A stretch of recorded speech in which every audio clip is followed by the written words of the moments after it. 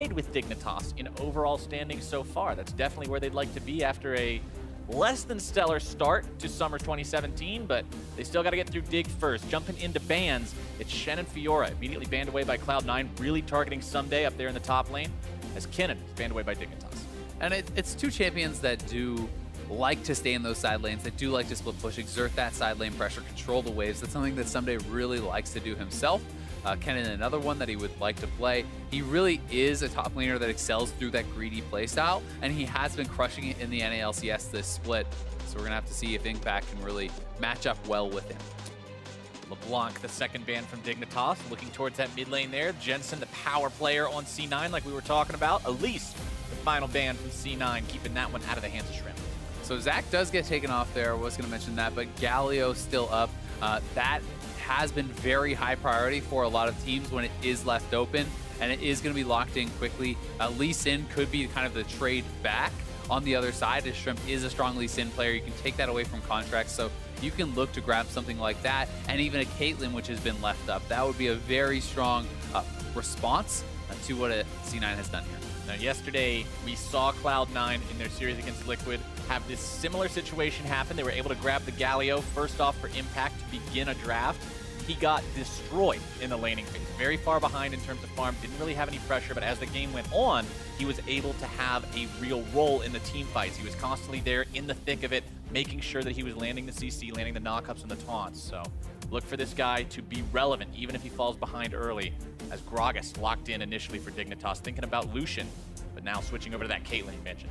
And that's one of the advantages of playing a pure tank, someone like Galio, because no matter how far behind you are, you still have a massive amount of CC, you still have the damage reduction to protect your team from your ultimate, so there is a lot to be said for that. It's not as dependent on your lane phase as a carry. If you play Jace top or something and you get behind, you're probably going to be worthless for the rest of the game. But Galio, Maokai, Nautilus, these sorts of tanks, as we've seen in the LCS over the years, can still be relevant, even if you're down 50, 60, or more CS. Well, Cloud9 going to decide to go ahead and mirror that bottom lane pick, picking up their own AD carry with the Varus. Sneak he'll be on that one this time around. To deal with the Caitlyn. Varus having a little bit higher range than average for AD carries. Still not quite Caitlyn level, but still a very strong pick. We see him pretty frequently. It's a good answer, and it's also something that is even prioritized sometimes above the Caitlyn, simply because teams sometimes do want that added CC rather coming out of that Varus, and it's something that you can combo very well with the Thresh as well as the Galio. If you can land a taunt into that, then you can hit up a hook after as well. So there's a lot of AoE CC already being drafted into Cloud9's composition. Smoothie going to continue being the hook master as well. Yesterday we saw him play Blitzcrank, then we saw him play Thresh. Now he's going to be playing Thresh again here today, seeing if he can set up those plays, get those initiations there for his team. But Dignitas will look to shut that down with the Morgana pickup. Yeah, and this is actually something that Big did yesterday against Immortals. Olaf was kind of known for his playmaking champion pool, and they were banning so that you would be able to use the Morgana as a counter pick, basically, or use the Morgana as that last pick to try to pinch the champion pool of Olaf. So, and now, obviously, feeling pretty comfortable on it, has played a number of competitive games, and the Morgana is a pretty strong answer to Thresh, as if you can time those black shields very well, you can obviously immune that crowd control. But that said, really top-level Thresh players have good ways of dealing with that. They can go flay one person, Black Shield gets used there, they hook the other. You can use misdirection. The Black Shield cooldown is also a lot longer than the cooldown of that death sentence. Gonna target Contractz' champion pool now from the side of Team Dignitas, try to keep him off of a couple of those options. Cause expand away. Cloud9 gonna go ahead and take Syndra out of the pool. You're expecting Lee Sin to be banned by Team Dignitas unless they want to pick it and put Gragas top, which certainly could be the case, but I would really be surprised to see Lee Sin fall this far down with this much jungle bans coming out if Dignitas does not want to take it. So now Cloud9 kind of has to make the decision. Do they care about giving it over? Are they concerned that Dignitas could grab that Lee Sin in this round, or do they think that they'll be able to just grab it up anyway, or make something happen with a ban towards Keane? Well, the new and improved in some people's minds, Rek'Sai has been banned away by Dignitas, so that jungle focus there. Renekton banned away by Cloud9, thinking that Gragas is potentially in the jungle, wanting to keep Ssumday away from one of those fighter, carry, duelist, 1v1 style top laners. But the Lee Sin, like you said, that's the risk you take.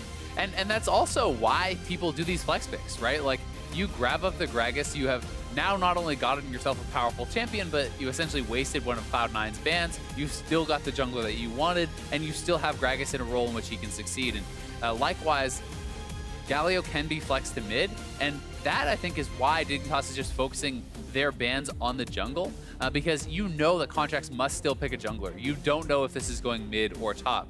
And by doing that, you're guaranteeing some level of effectiveness from those bans, whereas, you know, if you target Jensen, hey, they could just give it to him. If you target Impact, then, well, they can just give the Galio there, and you've kind of wasted your bans. Well, one thing that's not too super surprising is seeing Cloud9 pick up that Orianna for themselves. Very safe blind pick there for the mid lane, especially considering they banned away the Syndra.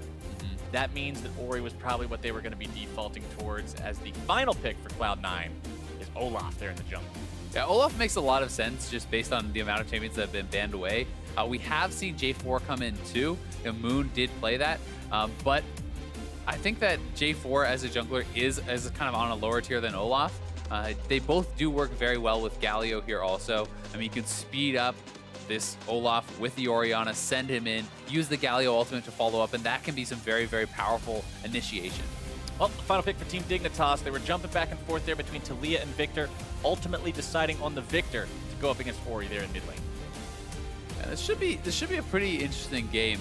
Both teams are very heavily kind of centered around team fighting. This is not a split push type game whatsoever. You have two tanks in the top lane, you have playmakers in the jungle, you have control mages in the mid lane. Like, this is a very similar draft kind of across the board. So it's really going to come down to which team can get things done earlier in the game, and which top laners really are going to be the bigger playmaker. You know, can Ssumday be knocking in Sneaky and Jensen and getting kills that way, or is Galio's kind of just base level of effectiveness and damage reduction going to reign supreme? Yeah, it's all about that execution in the team fight. If you're both playing towards the same goal, whoever can manage to play that better, well, they're going to be the one who comes out on top. And with both these teams currently in the conversation for the top of the NA LCS Summer Split table, this should be a really interesting match, because we have a lot of teams competing for a realistic shot at being the best in NA LCS 2017 Summer Split. And these are two of them. We got 5 of them: Immortals, CLG, TSM, Cloud9, Dignitas. People see these 5 teams and say, look, those are all competitive. So to have 2 of them going at it like this, anybody could win. Yeah, they definitely could, and it's going to be exciting to see how Altec is going to perform as Dignitas, you know, in that conversation for being one of the best teams. It's more surprising to see teams like that make a roster move than it is to see, you know, Liquid or Equifox or whoever shaking things up if they're struggling more.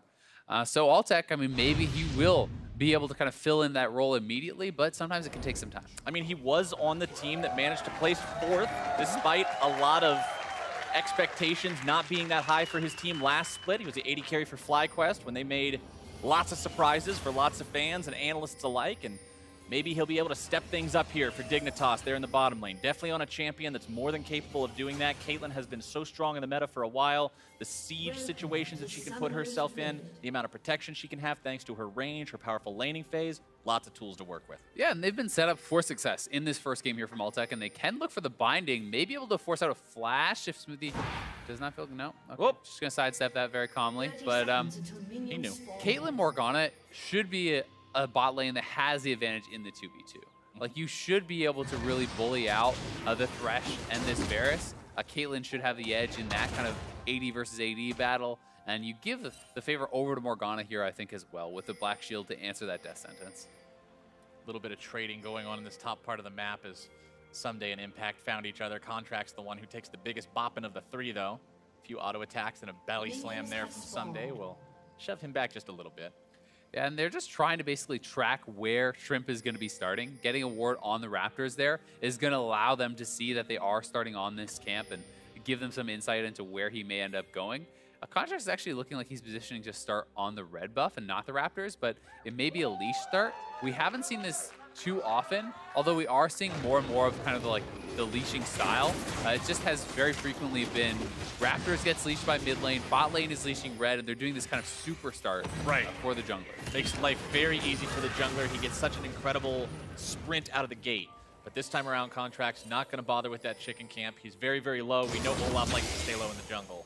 Yep, he does like to stay low, but you have to be a bit nervous, and that's why he's popping those potions, because he is going up against the Lee Sin. And if you get invaded on and you are too low, you will go down, right? So it's kind of that balance. How confident are you that the jungler is not going to come invade you? Because if you are, you actually don't want to use potions until you've fully completed your clear, as that will speed it up. Shrimp clearing out his red buff, nice after bind. starting the chicken camp on his own, but yeah, big. Instantly getting one of those bindings down onto Sneaky there. And they're going to be pushing up. Should be level 2 here very shortly, and there it is. Yep, controlling the lane. Once that second wave of melee minions dies, that means they can hit that second level, get that ever so important second ability, and just take control from there. Contractz still trying to farm up as Shrimp makes his way towards the top lane. Oh, Impact is way far up, and Shrimp is already behind him, but Impact backing off, and Gragas can't follow up. They shouldn't be able to get a kill. Well, Impact gonna face check that brush, putting himself in a spot where he soaks so much damage. Even if he doesn't die here, he's not in any spot to go back into that lane. Yeah, that's really well done by Shrimp. You know, easy gank, big here, roaming the mid lane, looking for the binding on Jensen, point blank. Ooh, Jensen with a good flash, keeping himself safe, getting away from that one. Forcing out both summoner spells was a good rotation from Big. Yeah, very well done. It doesn't even cost him his flash or anything, just walking straight up onto Jensen, forcing those coming out, and now Shrimp is here. He has his flash. Big has still waited around. Smoothie's coming up. This could be a 3v3. C9 trying to make something happen, but instead their own jungler is going to be in some trouble. He's taken out. And first blood goes over to Keane, who gets double buffs for himself. As Smoothie now going to be chased after. Shrimp goes over the wall, trying to slow him down. Tempest triple, Big right behind, looking to find that binding if he can. Sonic Wave, waiting for the resonating strike, and he's got it. 2 for 0, Dignitas. I mean, they saw Big was still there on the ward, so I'm not sure what C9 really thought they could get done when Jensen didn't have his summoners. They've kind of been pushed out. Smoothie, you know, comes up, but he's only level 2. This is not very intimidating. Now Jensen no, Jensen! No summoner spells means he's easy pickings for Shrimp and Keane. Wow, Shrimp has just kind of walked around the map and destroys top lane. Now mid lane is honestly tragic from this point. That's Keane with 2 early kills and double buffs.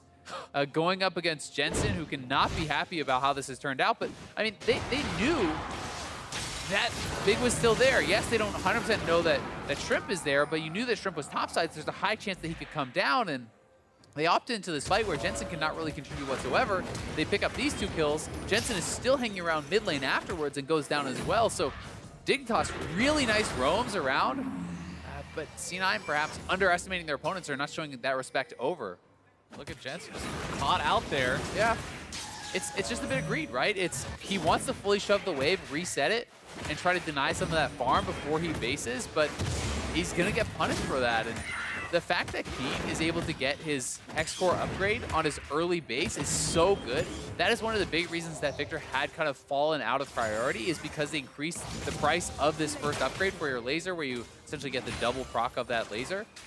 It just made it so hard to actually ever get to that gold amount. And now you'll very often see Victors in competitive play, you know, have to base, and they'll get Lucidity, they'll get a couple Doran's rings, they'll, you know, be building all these little bits and pieces before they can ever build up that big of an amount. But having it this early means you have completely control.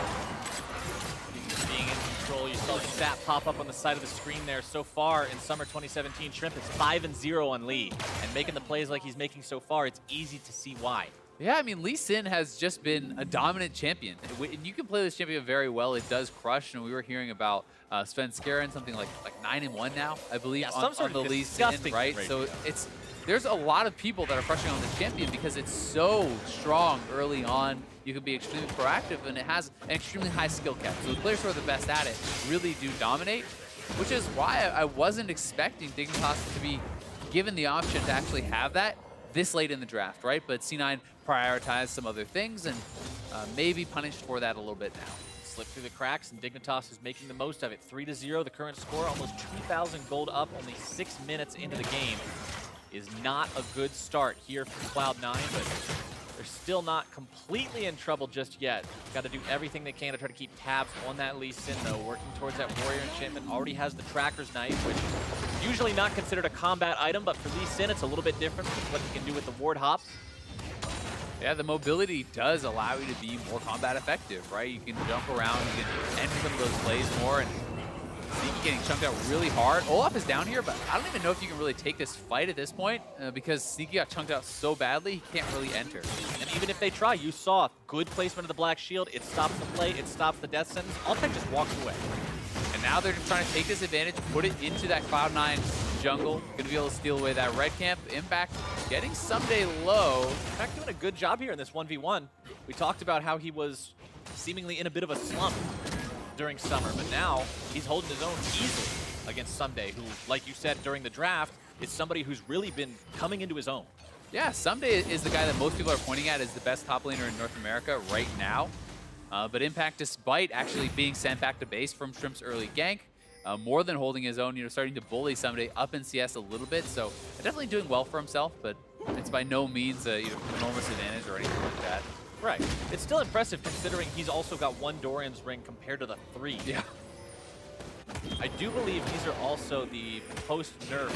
It does not stack anymore. So the passive, you do not get mana back from every Doran's ring every time you kill a minion, but that said, there's still base mana regen on the item, and it still gives you the AP, so it still is very strong in lane. It's just, you don't necessarily have infinite mana like you did before. And some people are experimenting with some different variations on the build. I've been seeing people sometimes go for a Doran's ring and a couple Dark Seals, sometimes mixing just one of those in there.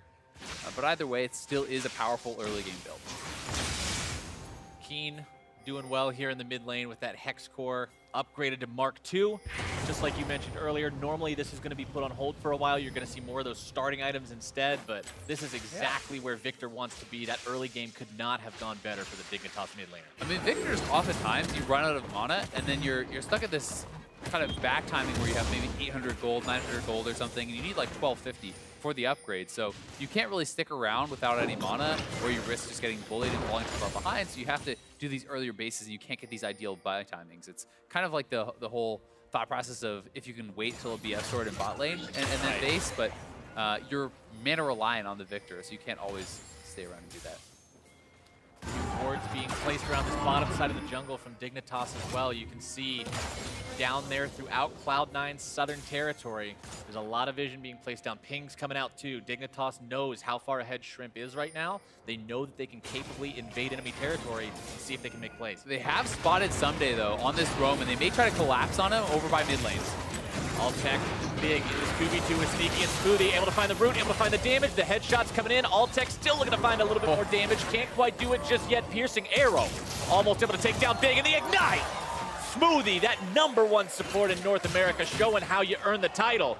Nearly going to be taken down low. himself. Viktor's coming down here now too. We'll see if Keane can clean up these kills. Oh, both of them so very low. Sneaky managed to get away, but Altec will make sure Smoothie does not. Dignitas now with 3 bodies in the bottom lane, looking to take that turret first blood. See if they can get that extra objective, that extra bonus gold. Yeah, and they certainly will be able to. They could even donate this gold over to Altec, which it looks like they will do. He may have wanted to deny some of that CS, but instead just going to try to hard shove it into the next turret. So now C9 trying to answer on the top side, but Ssumday TPing back in at full health. I don't think this is someone you would even try to dive. Definitely risky to attempt when he has the ultimate available. Sneaky trying to force the fight here onto Altec, but Shrimp is there waiting to make sure his ally's not going to be dropping anytime soon. Sneaky goes down. Keane going to be bursted. Jensen looking to show off those 1v1 talents. Loses some health of his own, but not afraid to go up against that Viktor. Yeah, fighting very evenly against Keane despite being really behind in gold. And Shrimp has just been everywhere, though. That has been the big difference maker. Getting so much done on the bot side. Not only did they get first turret, they kill Sneaky again right as he respawns. Or rather, he actually didn't go down the first time, did get out, but comes back to die after Smoothie had already gone down. So definitely Dignitas getting a lot of work done around the map, and will have their opportunities to try to get ahead in this game. And now they're going for that first Ocean Drake as well. Normally a Drake that's considered not super effective just by itself, but when you get it early on in the game, when it's the first one to spawn and people are still in laning phase, it can actually do quite a lot. Yeah, and even if it's not going to be super effective, when you are ahead in a game like this, you want to take every advantage that you can get, and you want to leave yourself the chances to close out the game in multiple different ways. So if you can start stacking up these dragons before C9 can actually contest, if you get to the later stages, then you have the ability to threaten Elder Dragon for that super powerful late game buff, which can help you close out.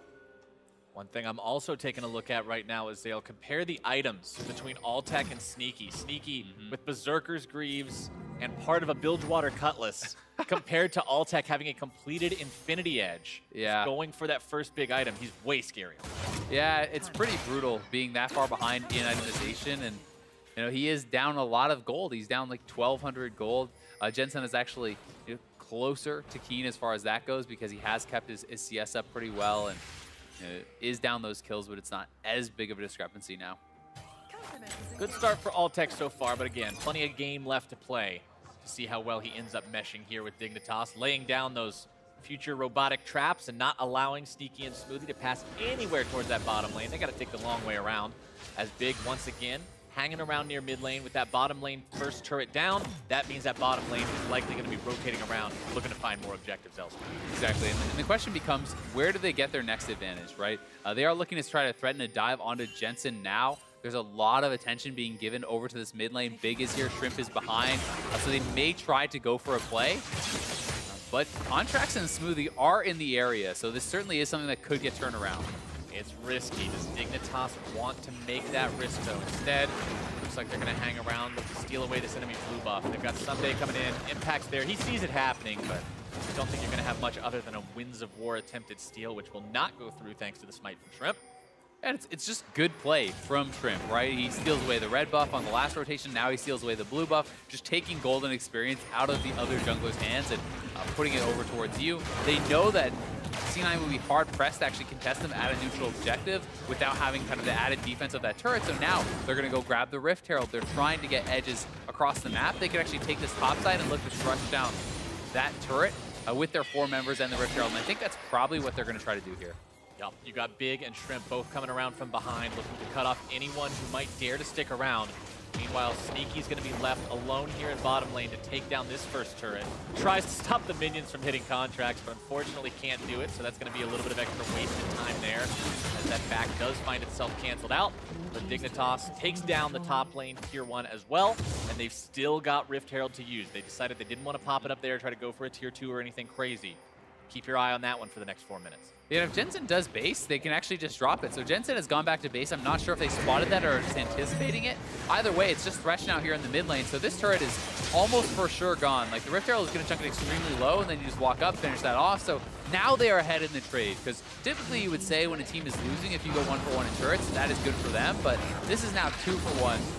And Dignitas is going to be able to extend that lead some more. They need to extend their vision now, really start to aggressively push Cloud9 out of their own jungle, start to try to farm both sides of the map, because that is how you really extend the gold lead from here. You know, at 14 minutes, it's not like there's a Baron to threaten or anything like that. It's just more about whittling down your opponents through securing more and more farm. And securing that farm has done good stuff for Dignitas so far. The 2 turrets and the farm advantages they have put them at a 3K gold lead 14 minutes in. Cloud9 doing a good job stealing away the Dignitas red, trying to equalize some of those buff losses that they incurred earlier.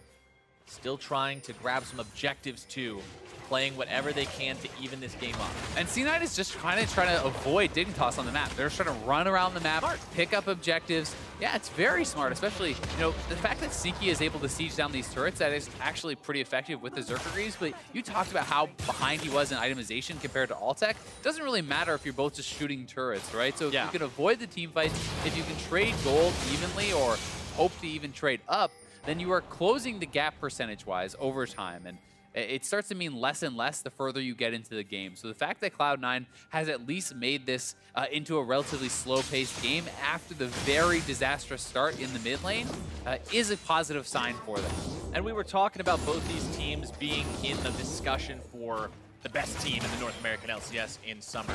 And one thing that separates a really good team from a team that's getting there but not quite at that point is your ability to play from behind, your ability to recognize, hey, this isn't going the way we want it to, let's pump the brakes a little bit, slow down, and allow this to get to a spot where it's better for us. Cloud9 is showing that kind of patience and that kind of discipline. And I think part of why they're able to do this is just look at all the wards on the map from the blue side, from Cloud9's team. If you look at, you know, they have multiple wards up in the red side of Dignitas. They have a lot of defensive vision. They are fighting for vision very, very well. And I think that they're actually winning the vision game despite being down in gold. So, you know, they're playing this part of the game better, and that is why you're able to avoid your opponents. That is why you're able to find these edges where you can steal away a camper, steal away a red buff, when you really, by all rights, should not be able to. Every little bit of vision, every little bit of information is one more small victory for a team. Cloud9 doing well in terms of farm for themselves too. You've got a 15 advantage there in top lane, 15 advantage in mid lane, 15 advantage in the jungle. The only place they're falling behind is in that AD carry role, but up against a Caitlyn, you would expect her to have a farm lead. Yeah, especially with what happened bot lane. You know, Smoothie roam mid, died, then they get dove kind of bot. Smoothie dies again, Seek comes back to lane, dies. Like, it was definitely not like an even lane to start with, and then it was swung pretty heavily out of control by some of the other things that happened.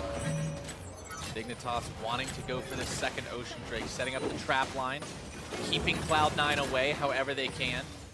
Altec, the one who started this fight off. Shrimp there too. Contractz going to go here into the fight. Ragnarok popped, but he's taken so very low. Gets Keane pretty low as well, but Dig will take the Drake.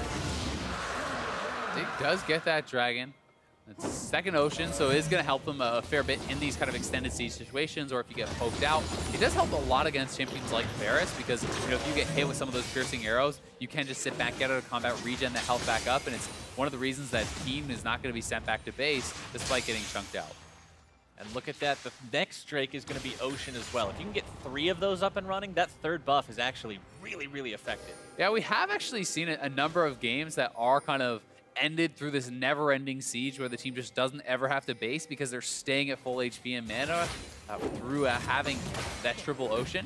We'll see if Dignitas is able to set up those kind of long siege situations, because they do have a good comp for it. Viktor can help to zone off turrets. You have the Caitlyn traps and long range for actually hitting those turrets, and you can continuously just step up, get a shot or two in, and look to poke those down. Meanwhile, Impact's pushing up here in the top lane. Still doing good for himself, one of his strong performances so far. Clears away the entire wave effortlessly, as Galio normally is able to do. Spirit Visage fully completed onto him. His first item really wants to be tanky against the AP damage of both his lane opponent and that Viktor that got the 2 kills early on. A tanky approach coming out from Lee Sin this time as well. It's always interesting to see the builds that come out from champions like Lee Sin that have so many different options. A lot of times you see Black Cleavers, you see of these more bruiser type items. This time around, looks like potentially going for a Dead Man's Plate. Just wants to be fast, be tanky, and be that initiator. Yeah, it is a little bit surprising, as I do think that the Warrior Black Cleaver is kind of the most common competitive build, and especially from ahead, it's very strong, and he got all these early kills. Oftentimes, you do want to see people build up a little bit more damage to try to snowball the game through that, but there's different thought processes about how to snowball the game. You can go tanky, and sometimes you can outpace the itemization of your opponents, right? Like, it's going to be so long before Sneaky gets armor pen. Like, he needs to build up his Zeal item, his Hurricane, or whatever he wants. Then maybe he can start thinking about it. And if you could be sitting on, like, a Dead Man's plus a Gargoyle, Stoneplate, and Tabbies by the time before he gets Last Whisper, like, it's so hard to ever kill you. Yeah, there's no way you're going to get that Lee Sin off of you without help from multiple members of your team. And putting that kind of pressure on the Sneaky might be exactly what Dignitas needs to keep him from accomplishing that goal that he talked about before this match of wanting to take these guys off the rails and set them down that road to ruin that Dignitas sometimes trends towards. And that being said, I think that C9 has stalled out this game enough that if it comes down to a team fight, the gold really does not mean that much anymore. Yes, there are advantages in Dignitas' court. Like, that is the big thing, like the item completion. So, you know, Altec has just completed a second item. That is going to be very nice for them. But, you know, if C9 fights when they're all on 2 items, Dignitas is not going to be on 3 items. They're going to be on, you know, 2 items and like a little component or something like that. Yeah. And at that point, the goldie doesn't really matter. It comes down to how you actually perform within the fight. And C9 has a very strong initiation. They have a very strong team fight. So Dignitas, by not snowballing this game at all, have almost gotten it back to a point where it's pretty even, and they've kind of lost most of their advantage of the game at the start.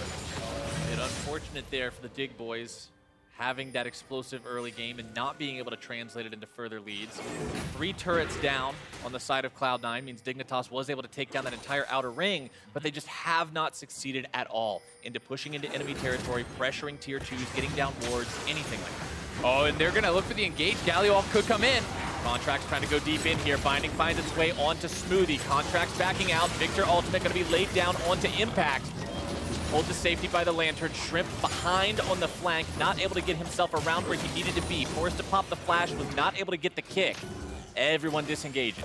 A nice disengage there from Dig. That is some of the major cooldowns used by Cloud9 to get in there. Varus ultimate spent. The Ragnarok spent, as well as the Heroic Entrance. So 3 of those key initiation ultimates are down. We'll see if Dignitas wants to try to force a play now, knowing that C9 is without theirs.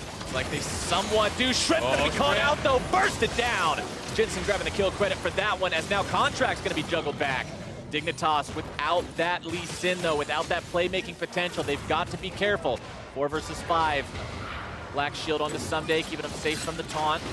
Still have to be aware of that shockwave as well. Jensen has not had to use it just yet, and if Dignitas loses track of that for even a second, it could be disaster.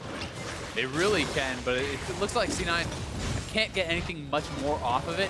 Here is the play of the taunt landing, followed up right by that hook from Smoothie. Very well done, pulls him in. Despite the fact that he has a lot of armor, Jensen is also very strong, and C9 has a good amount of mixed damage. You know, with the magic damage coming out of Galio and the Orianna, plus the physical coming out, and even true damage from Olaf. So Shrimp going to go down very quickly. Shrimp really has to look out for those death sentences coming after him. You might be ahead on the Lee Sin, even building tanky, but just that chain CC power from Cloud9. Very, very difficult to get away from. It really is. I mean, almost all of them have CC. The only one without it is just Contractz with that slow. But if you get tagged by any of this, you can expect to be hit by 2 to 3 CCs in a row. I mean, Galio alone has 3 forms of CC. Yeah. Thresh has a couple. You know, there's a shockwave from Jensen, the root from the ultimate of Varus. So you have to be very sure about your initiations, and unless you're running something like a QSS or whatever, which sometimes you need to see Lee Sins get against comps like this, simply to make plays. I mean, there's a reason that Keane has cleansed this game on the Viktor instead of a different summoner spell, something like a Ghost or Ignite or anything else. He wants to make sure that that catch potential is not going to seal his game. I mean, it's so tough because Lee Sin has to dive in to like kick people in and create these plays, but even if you hit a Q on Sneaky or Jensen, if Impact is standing on top of him, channeling his taunt, you can't go in. Like, you will not be able to pull off your play. So it's something that you're going to have to be very wary of, and unless C9 kind of mispositions or splits up, it's going to be really tough for Shrimp. Unless he gets a QSS or something that helps him enable that, or unless someone else starts the fight off first, like Ssumday, and he can follow up. Cloud9 has decided they're going to try to position for this third and final Ocean Drake. Shockwave popped onto Big, does not pull him backwards, but now it's going to be exploding into a team fight. Chaos Storm almost taking Smoothie out of the picture. Contractz brought low, more damage coming through. First kill goes through onto Sneaky, as now Impact is in the back line alone and stranded. Not going to be getting away from this one anytime soon. Jensen looking to take down that enemy jungler if he can, but Shrimp will find the escape over the wall. Sonic Wave gets him out to safety as Big hangs around near that Drake. Not going to be doing it too much longer though. Health bars are low. Pings are coming out on towards Baron Nashor. Jensen popping the Ghost, takes down Shrimp, but not quite. The shield keeps him alive, but only for a moment. Jensen makes sure he stops the Baron possibility by removing the enemy jungler, but Altec's got revenge and fires the ace in the hole. Contractz wasn't there in time, couldn't block the shot, but that was so nice from Jensen, popping the Ghost, flashing over the wall, and killing Shrimp off, and then Smoothie with the Lantern in place to get him out safely. And you gotta respect Jensen saying, I know they might go for Baron, but there's no way they will if this guy dies. Yeah, and here is the play again. So much AoE coming out. Just look at the Viktor ultimate, the laser through 3 members. Smoothie is already chunked out of the fight. Contractz is being forced. I think that Ssumday had some very nice positioning, kind of zone some of those members out as well. And you know, once Sneaky's down, there's not much behind Impact, so he's gonna get trained down. A little bit silly kind of starting up the Dragon here from Shrimp. I think he was just using the Q to try to get out, but he gets chunked very low, and this gives Jensen the confidence to pop the Ghost, flash over the wall, and look for this kill. And he is able to pick it up. Smoothie sitting in the back, does get him out. Good stuff from Smoothie there too, being taken down below 100 HP, but hanging around in the fight, still being relevant, giving that escape path to Jensen by the end. Damage in the last fight, Jensen top of the charts for his team as per usual, but Keane, the big winner in the fight overall, almost 4K from that Viktor. His ultimate and laser were so well placed at the start of the fight. As soon as they caught Smoothie with the binding, everyone was grouped up. And even though you're just hitting that front line, this Viktor is very strong. He already has his Void Staff like super early on, which I think is very intelligent itemization, knowing that Contractz is going to be building towards a Spirit Visage and a Gargoyle Stoneplate, and you know, Impact already has his Spirit Visage, so you can go at this point just a build that's going to shred frontline. You don't have to necessarily get to the back line, because this is 2 sets of teams with tanks, with like high DPS mid laners and AD carries, and you can essentially both just hit each other's tanks, and the team that does the most DPS wins, and Void Staff is going to help massively with that. Absolutely agree. The Viktor's so scary on 4-0 and 0. Leandri's Torment built by Jensen, so a little bit of magic penetration there as well, but more for those targets that don't have a bunch built up. Not nearly as effective against somebody who's piling on a bunch of MR as a Void Staff would be. Cloud9 still 3 to 8 in terms of kills, but that gold difference hasn't changed, is it? No, it really hasn't. And the fact that they had 2,000 plus gold lead at what, like 6 minutes. 6 minutes, right? But the fact that we're now 26 minutes into the game and it's not that much bigger is a bit concerning for them. They're still in a good position. They still have very good late game scaling, so it's not like they are at a disadvantage, but they're just not where you would hope as far as having the lead from the early game that they had. Gotta love the old tank fight. Yeah. These two smacking each other around with their CC and AoE, only to not do anything meaningful at all. Contractz clearing away some control ward vision here, tossing those axes over the wall to keep his opponents at bay while he does so, but Baron will likely be a point of great contention here very soon. We're getting close to the 30-minute mark. We're getting to the point where teams are tanky enough and do enough damage to not just be destroyed by it if they get caught out. This is likely going to become the next big fight. It really is, and Altec is on this Energizer build with the Static Shiv, Rapid Fire IE. That is the core, and this is such a powerful point in the game for you. The Rapid Fire makes your Static Shiv damage recharge faster. You get the range of the Rapid Fire with the damage of a Static Shiv, and you also get that Warlord's proc recharging a lot faster too, which gives you move speed, which gives you healing in the team fight. So Caitlyn is at a super, super strong point in the game right now, and if Altec can stay untouched, he's going to be very powerful. And it's good for Dignitas that most of their advantages and most of their gold are on their mid laner and AD carry, who are going to be those key members. Both teams are playing this one pretty cautiously, it seems. 3-8 overall. Neither team really willing to make any crazy big risks, but Dignitas sees this Baron as an opportunity instead of a risk. They've got the trap line down in the river. It's difficult for Cloud9 to get in a position to do a lot here. Contractz coming around from the side. Dignitas trying to get himself away from this. That's a pretty big hook. Altec still going to be keeping himself alive for now. Contractz trying to make his way into the fight. Gargoyle Stoneplate keeping him tanky. Shrimp trying to escape.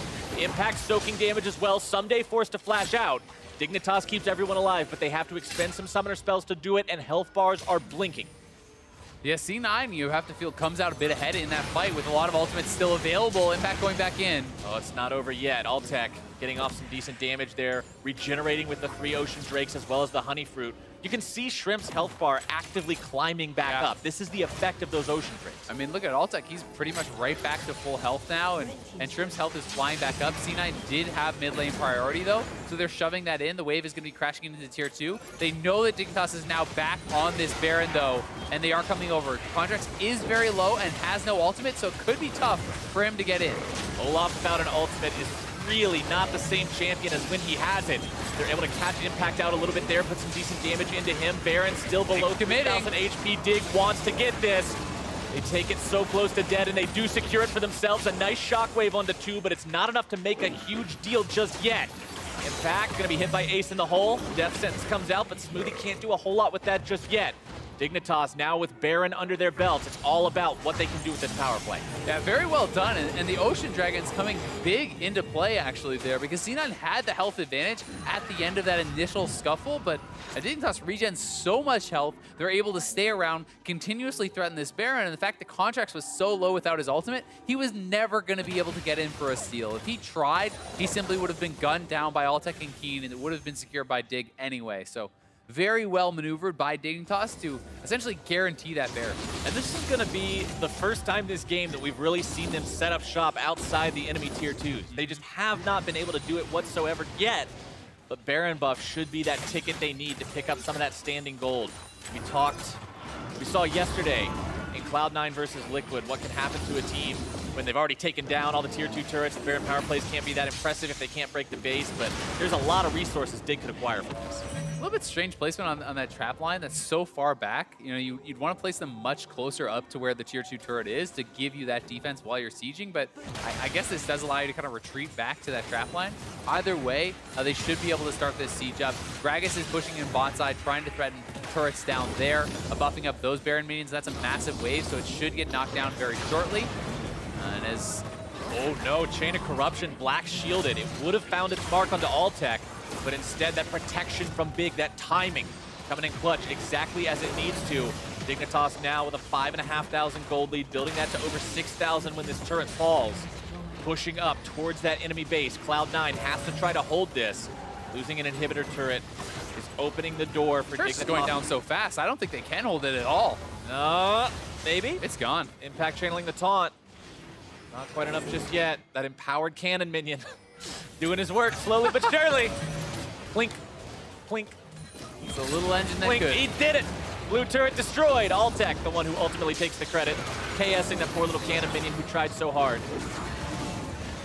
Now the ultimate comes in from Impact, who lands right on top of a trap. Doesn't really do anything though. Still had the can't be disabled from the channeling of the hero's entrance. And now Dignitas taking down inhibitor number 1, pushing into Cloud9 territory. They're going to get plenty of extra map pressure from that. Baron still up for another minute. They could look for more. Yeah, they're doing very well with this Baron, and now finally starting to really kind of blow the game open. The fact they've knocked down that mid inhib this quickly with that little resistance from Cloud9. Cloud9 is going to have to fight more heavily, I feel like, for this bottom inhibitor. If you give up a second one, you really are going to be up against it. 1 is doable. 2 means you're in trouble. 3 is pretty much GG in terms of losing those inhibitors, but Cloud9's got to find some way to make this fight work. Trap gets placed down. Shredding the turrets. Altec does so much damage with this build. Contractz on the front line, going to be bursted very, very low, very, very quickly. Impact and Contractz, supposedly the wall for Cloud9, but they are just being beaten to a pulp as Dignitas will brute force down this turret, take down the inhibitor afterwards. That Baron got them so much as is. Yeah, it got them a ridiculous amount, and now the Mountain Dragon is up. They can easily retreat back to that. They're still sitting at pretty much full health and mana thanks to Triple Ocean. This is kind of the never-ending siege dream that you want with that Triple Ocean Dragon. And the fact that they have Caitlyn, who can siege very safely, very effectively, has the team behind her, give her the Black Shield. It's not like Smoothie can even land a hook and find some sort of miracle initiation there because they have this protection coming out of Big. So Dignitas has done very well with what they have been given. That's funny how you mentioned earlier that you've seen games end in this never-ending siege scenario. Yeah. This ends up playing out being one that happens by that same exact playbook. Dignitas utilizing the resources available to them and the RNG hand that they've been dealt exactly the way they need to. Yeah, exactly. I mean, it just goes to show how effective the different dragons can be in different ways. Obviously, everyone is hoping for Triple Infernal, right? That is the easiest Everybody wants that. To be the most effective with, but the Ocean Dragon has different types of effectiveness, has different strengths. It showed a lot of power around the Baron fight where they regen up, it allows them to secure that, and a lot of power in this fact that, C9 is constantly going back to the well, healing back up, but Dignitas is able to stay around, never run out of mana, never really get poked out either. It just becomes so hard. It's like, how does C9 stop you from sieging? Well, you can't poke them out. They're never going to run out of mana. The only way is then a hard engage, and now you're trying to hard engage through Elise into Gragas onto a black shielded Caitlyn. With 5 traps. Exactly. Like, that's so tough to do. So Dignitas really, really making it work. And we've even seen when Cloud9 tries to force the play. Sneaky fires off the Chains of Corruption, but Big is right there with the timing on the Black Shield. Oh, this could be exactly the cheese they need. Ssumday walks forward, Death Sentence doesn't find it, and now Dignitas knows. They pulled the trigger pretty early on that. For having 4 men camped in the brush, yeah, that kind was of wandered out. That was a lot of patience. That was pretty anticlimactic. Yeah. All right, well, we're not going to see that play out the way that we thought it might. Instead, we're going to see the Dignitas Siege Machine turn the engines on once again. Look to find this final lane of obstacles. They've only got a couple of turrets left to take before they'll get that 3rd in-hit point we talked about earlier. There's the turret line that you wanted to see. Yeah. This one is much harder to deal with. And Ssumday just walking forward, tanking it up so you can get some shots in here from Altec, knows he's going to regen back. And every time you trade damage, it goes in your favor. And oh, Shrimp deep. Shrimp trying to get the kick. He finds it onto Jensen, but he only knocks him to the side, not back to the rest of Dignitas. It's enough to make C9 retreat and give up this tier 2. And it gets Jensen's flash, so you can try to repeat that a little bit later, because Shrimp did knock him to his flash. He used the Q, he used the Ward Hop, but they're already on the inhibitor turret. This could be a 3rd inhibitor going down, which will likely seal the fate of Cloud9. They need to try for an engage here. They've got to try to fight. The Ghost is used by Contractz, but he doesn't have the opportunity to get himself in there. Flash away from Altec, keeping himself out of that shockwave. Sneaky now going to be juggled back by the power of the cask. He does get himself back to safety. Impact trying to tank here in the middle, but the damage is just so extreme. The penetration items from the Dignitas carries means that these Cloud9 tanks are not safe any longer. Ssumday keeping them zoned away while the final inhibitor falls. Now Dignitas has so many minions in the enemy base. They have the regeneration from the Ocean Drake. It's all over, but the very end, the Nexus turrets themselves being taken down now. Number 1's out of there. Number 2 at barely any HP. 3 shots from Altec will take that one out. The Nexus itself now the target. Cloud9 has got to pull the trigger, but Contractz is going to be forced out immediately. Impact trying to tank. You cannot tank 1 versus 5. Ssumday grabbed the kill credit as Dignitas will put this one in the books and take down Cloud9 in game number 1 just after a moment. First, they got to teach Sneaky a lesson about trying to take them off the road. They burn him down. They put the rest of Cloud9 in the dirt, and they will find a double kill for their top laner, bringing down Jensen as well. The Nexus goes, and Dig will find 1 for 0. Very well done by Dignitas. Methodical game 1 here against Cloud9. Not too much to criticize. I mean, they did not push the pace very heavily after their early game lead, but they were able to take the guaranteed advantages. They secure the neutral objectives, and I think that their play around Baron was so well done. That is really what blew the game open. You know, utilizing all the regen they had from this triple Ocean Dragon to secure this Baron in this elongated fight. Then they take down multiple inhibitors on their first Baron power play, and that pretty much sealed the game. I think they played it very well in the team fights, always focusing the front line, knowing that they were in a position of power and didn't have to do anything risky. I mean, we talked about how it seemed like the game was going nowhere from 6 minutes to 26 minutes, and then you just said it. As soon as they get Baron, all of a sudden 2 inhibitors are down. The game looks completely hopeless for Cloud9. Yeah, it was brutal.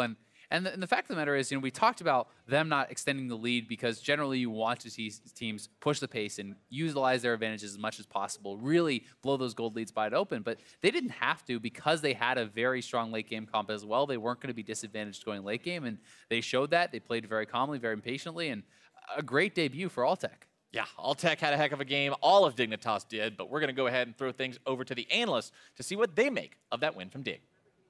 Thank you very much, Captain Flowers. Dignitas out to a victory lead here in the series against C9. And Altec, hey, welcome to Dignitas, flexing that 8-man roster a little bit more, and they find success with it. Yeah, 100% win rate so far. Seems like everything's going up. Yeah, now put them back on the bench. Keep that 100% win rate alive. No, but let's look at how Dignitas did it. I loved Azale's point there, and funnily enough, it mirrored a point that you made to me during the game, which is that, you know, yes, they got out to a hot start with those early kills that fell in their favor, but Dignitas was very comfortable letting this game go late as well, given the champions that they had, you know, picked during that pick ban phase. Yeah, I mean, despite how much of a lead they got early on, they really don't have great tools for forcing action super, super hard. Viktor is more of a teamfight champion. Caitlyn can set up and make things annoying, but it's not like an Ashe arrow. It's not a Varus ultimate. You can't force play super hard. A binding, you're hoping it hits maybe, and then with the Gragas and the Lee Sin, that's where you can really force things. But if you want to take it slow, you know, you can do that and just sit on your 3K gold lead. I mean, C9 did a good job, I think, closing it down to around 1.5 at some point, but